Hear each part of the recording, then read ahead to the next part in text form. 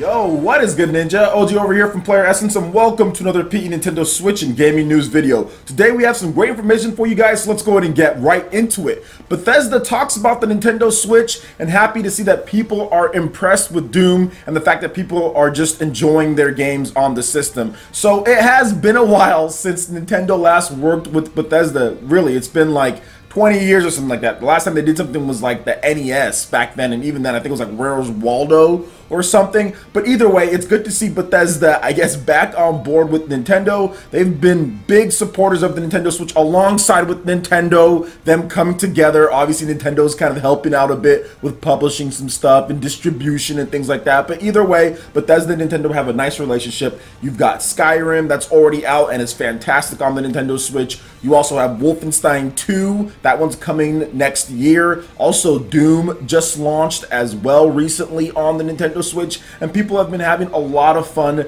with their games. And recently, the Rolling Stones sat down with Bethesda Vice President Pete Hines to talk about the Nintendo Switch and what's been going on with the system. So let's go ahead and get into what he had to say on the matter. Quote, "We spend a lot of time and effort, as do the developers, making great games, and we want as many people to play them as possible. So far, we're most pleased about how some people seem stunned and amazed that Doom works and looks amazing on your Switch. We're proud of that." He also went on to say that, hey, that they're all big fans of Nintendo, that they also play the system, like all of them have Switches in the office and everything like that. So, of course, that leads to them wanting to work with Nintendo on the device and everything. But I also think that it was Nintendo, of course, reaching out, which Nintendo did last generation with the Wii U. A lot of people don't understand this, but Nintendo reached out to Activision, helped out with some ports, to Warner Bros, helped out with some ports as well. Also, various other developers too. Ninja Gaiden, Razor's Edge was also something that Nintendo reached out to. It's just that I think with last generation with the Wii U, Nintendo reached out to the wrong developers to get the wrong games. Like all of those games that they brought over when it comes to COD, which was a good port in my opinion, and when it comes to, what was it, Batman, and some of the other titles that came over. Remember, they had that remnants of the unprecedented relationship with EA that got them 3 games pretty much at launch, but none of them were very good in terms of the ports. When it comes to like Madden and Mass Effect, well, Mass Effect was okay, but it was just ridiculously overpriced, and then also FIFA as well. So I think this time Nintendo just said, you know what, we don't necessarily need to do with that. Let's wait, let's give them time to develop a solid ports of games, and let's make sure we space it out to once we got like an install base, then these games can probably sell better. So we saw Skyrim, we saw Doom, we saw LA Noire, all of those games, instead of throwing them all there at launch like they did with the Wii U, what they did is that they spaced them out, or they put them in the holiday season after they've already had 6 months of sales or 7 months of sales, because it launched back in March of 2017. So therefore you saw a lot more people actually have the Nintendo Switch, and you saw better sales because of that. I'm pretty sure Skyrim and Doom and all of those games are going to sell better than what the Wii U launch games did, just because there are far more people who have a Nintendo Switch. And I think that was one of the big mistakes of the Nintendo Wii U, was the fact that it actually just launched with so many third-party games all right then and there, and not a lot of them sold at all. People just kind of got Nintendo Land and then also bought like New Super Mario Bros or something like that. So much better strategy this time. I think they also picked the partner better. I think Bethesda makes amazing games that kind of fit more to what Nintendo fans want, and just better single player. Obviously, single player is something that a lot of Nintendo fans are very fond of, and yeah, they nailed it when it comes to the single player in like Skyrim and also Doom. Doom also has great multiplayer, but the single player is great. And LA Noire, there's just so many great games from these bigger third-party developers. Some of them older, yes, but at the same time still very good. Got some great games like this guy and everything. So I think overall just worked out for Nintendo as far as who they went to make the games, and having a great relationship with Bethesda, who makes some of the best single-player experiences in the business, is awesome to see. So what do you guys think about Nintendo and Bethesda's relationship so far in terms of Doom and Skyrim and Wolfenstein coming out? I'd love to hear your thoughts in the comment section below. Alright, we got some quick updates on Persona 3 Dancing Moon Night and Persona 5 Dancing Star Night. They will both launch on May 24th in Japan. Plus there's a bunch of details, there's some combo packs, there's all sorts of special editions, and all the songs listed out. And then I won't go over everything because that would take me forever, but let's just go over some of the base information here. So we've got a PlayStation 4 combo pack, which includes Persona 4 Dancing All Night port. So it's just A lot of Persona dancing here. So Persona 3 Dancing Moon Night and Persona 5 Dancing Star Night will launch for the PlayStation 4 and the PS Vita on May 24, 2018 in Japan. Atlus announced each title will cost 7,480 yen on PlayStation 4 and 6,980 yen on the PS Vita. 2 combination packs are also being planned. We have the Persona Dancing All Night triple pack for the PS4, and that's 16,880 yen, and it comes with a physical copy of Persona 3 Dancing Moon Night for the PlayStation 4, a physical copy of Persona 5 Dancing Star Night for the PlayStation 4, a digital copy of Persona 4 Dancing All Night for the PlayStation 4 with higher resolution graphics.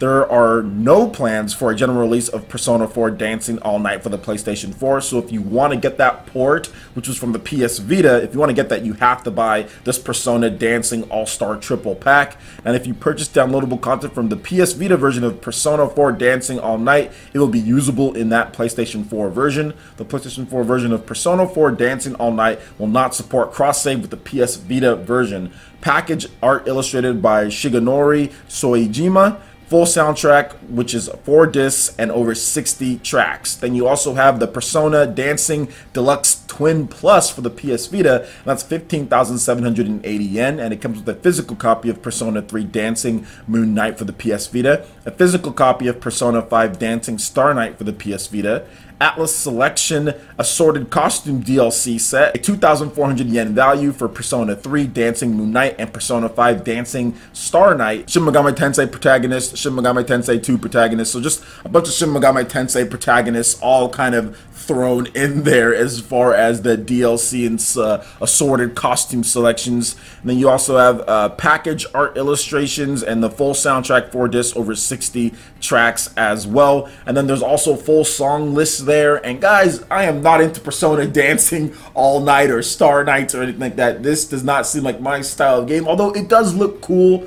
I do like music rhythm games, and Persona music rhythm game would probably be cool. Like, I just never played it before, but it looks awesome. Some people were kind of complaining about the amount of songs that you get in some of them, or the fact that you can only buy the port in terms of that on the All-Star Persona Dancing All-Star Triple Pack, but it's like, whatever. You know what I'm saying? If you want to play the original Persona 4 dancing game, then just go play it on there. If you want to play it on your PlayStation 4, if you're that big of a fan, then you have to go buy this big old huge dancing all night triple pack that they have here for you. So yeah, it kind of sucks that you can't buy it individually, but that's just kind of how they're doing it to sell the actual package. It's not too bad when you think of things, considering that if you do honestly want the game, then you can just get a PS Vita and get the Persona 4 on there. And if you don't have a PS Vita, obviously that sucks if you don't have one, and if you only have a PlayStation 4, and if you want to play the Persona 4 dancing game, then I can understand, but it is what it is. That's what they're doing with it, and I'm pretty sure that they're probably going to sell a little bit more because of that. But this seems pretty awesome in terms of if you're a Persona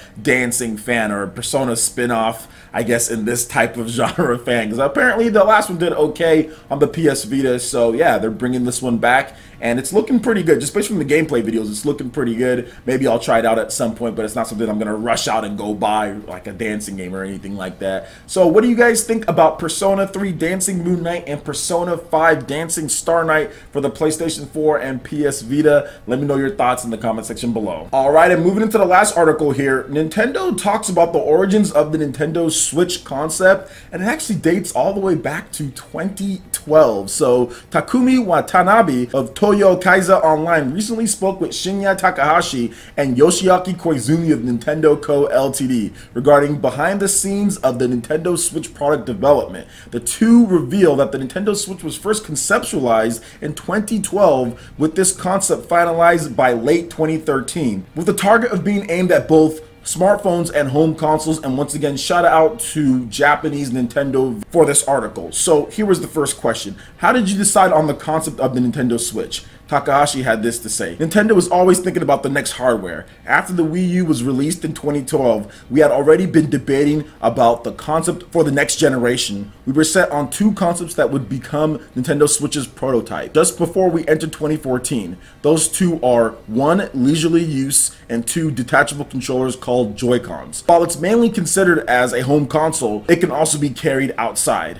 Here's what Koizumi had to say on the matter. What we were conscious about is that the gaming population is getting polarized into two. We are in a situation where people who want to play leisurely choose smartphone games, and people who want to play games deeply would play with PlayStation 4 and PC. The idea of combining the good points of smartphones and home consoles became the result of thinking a game that can be enjoyed by both audiences, and they struck gold with that one because obviously the Nintendo Switch is doing extremely well. People are absolutely loving the concept, but it was interesting to see how far back that it went back with the design of the Nintendo Switch and how the Wii U was kind of the precursor to that. They just took their whole design as far as what they wanted people to do, which was play comfortably with the Wii U and be able to play off TV, play if someone's using the TV or whatever the case is, and they just made it the system this time and to much better result. Also, they had a better plan with their games in addition to having a more sleek and I would say more functional controllers because of the Joy-Cons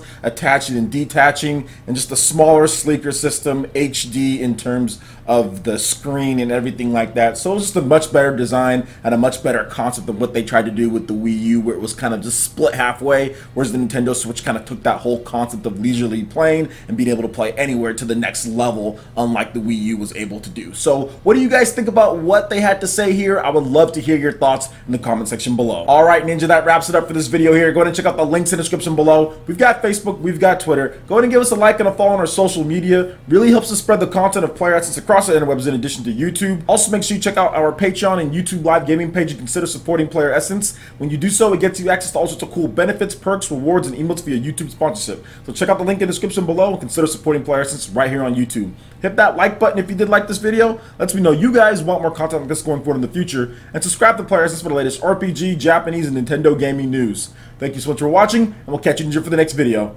Peace.